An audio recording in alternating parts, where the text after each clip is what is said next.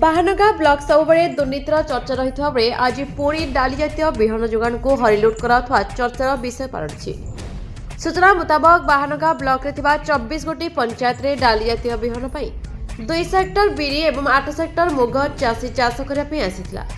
मात्र एने कौनसी विज्ञप्ति कौनसी उच्चपदस्थ अधिकारी एपरिक बाहानगा पंचायत समिति अध्यक्ष सहित बाहानगा गोष्ठी अधिकारी न जणाई अधिकारी हरिलुट करिबारे व्यस्त होई पड़छथि। चाषी नाम प्रियप्रीति पोषण कर जाल कागजपत्र में एकर एकर मुग एवं बिरी बंटन कराइथवा सहासपुरा पंचायत सहित अनेक पंचायत अभियोग आसुछि।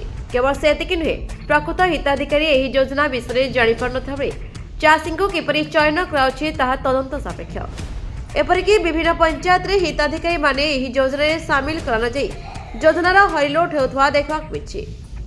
विशेष सूत्रରୁ खबर मिली सरकार तरफ आसुवा डाली जातीय विहन प्रकृत चाषी को दिया जाई प्रियप्रीति पोषण कर माछ शाग दर मूल्य बिक्री कराउछि। विशेषकर सहासपुरा पंचायत रे कार्यरत ग्रामसेवक सुभाष कुमार सेठी को ए बाबद पचारे सरकार गाइडलाइन अनुसार आम चाषी को देउछु।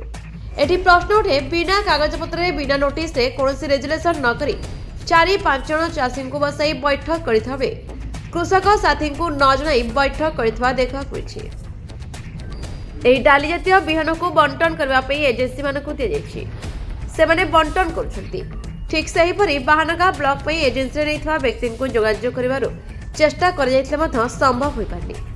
पंचायत रे कार्यरत ग्रामसेवक श्रुत सेठी खामखाली भाव गणमाध्यम प्रश्न रे उत्तर देते।